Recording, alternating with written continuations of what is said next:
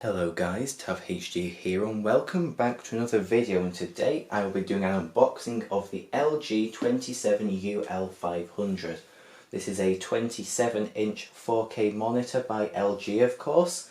It is IPS, Ultra HD as I said, and it also has FreeSync. So today we're going to unbox this and set it up. So the first thing I'm going to do is lie it down and then cut the tape.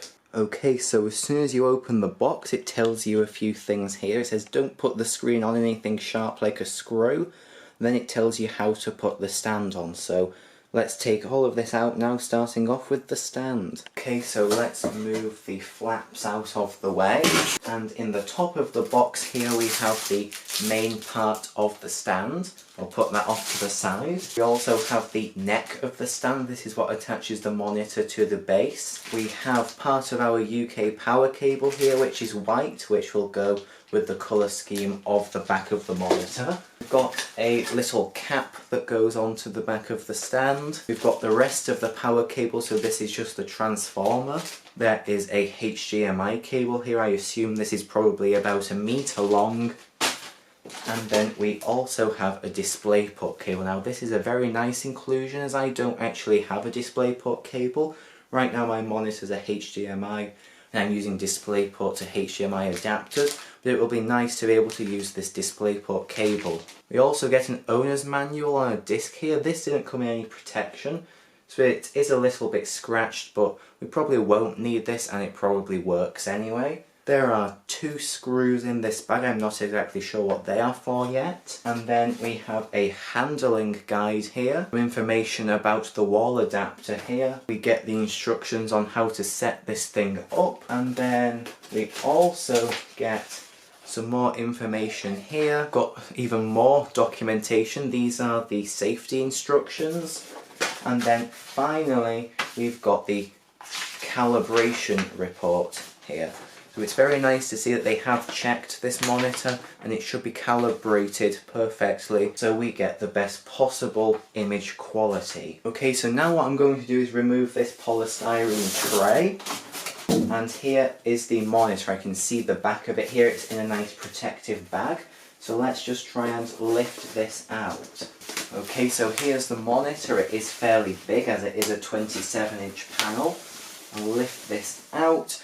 And then there is nothing else inside the box. So I'm just going to move the box off the desk, then we can put the monitor down. Okay, so here's the back of the monitor, and like I said, it is white, which is rather nice. This is where we can mount the monitor to a wall or an adapter, so this is just a standard VESA mount. This is where the stand attaches, that's just a Kensington lock.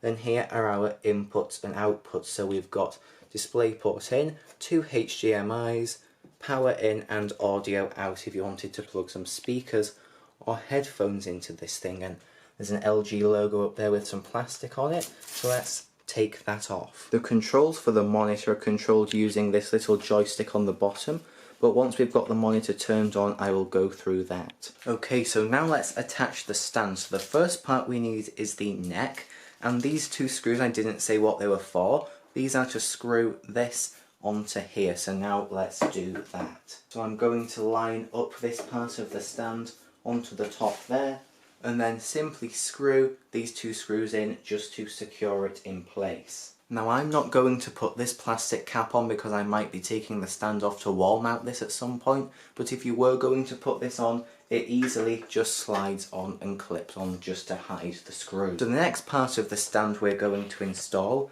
is the base. This is quite a nice looking one. It's metal and plastic. It's a nice silver. It should match on my desk quite nicely. So this has a screw already in it, which is nice. So what we need to do is just put that in there and then turn the screw to attach it to the neck. Just like that, the stand is attached, and now we can stand the monitor upright. Okay, so here's the monitor stood up. The energy efficiency rating sticker is just stuck on here, so I'm going to try and take this off without touching the display. Thankfully it hasn't left any marks.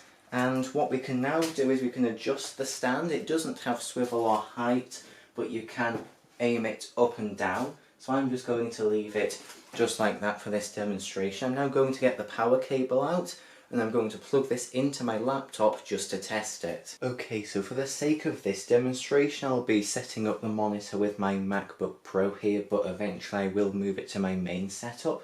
And it's worth mentioning that this computer can only output 4K at 30Hz. Now this monitor can do up to 4K 60Hz, but in this instance we'll only be able to get up to 30Hz, but that's simply because my computer cannot handle it. So now what I'm going to do is turn on the monitor by clicking the button on the bottom, and let's see what happens. It beeped there, a little thing has come up on the screen, and there we go, it looks like it has connected.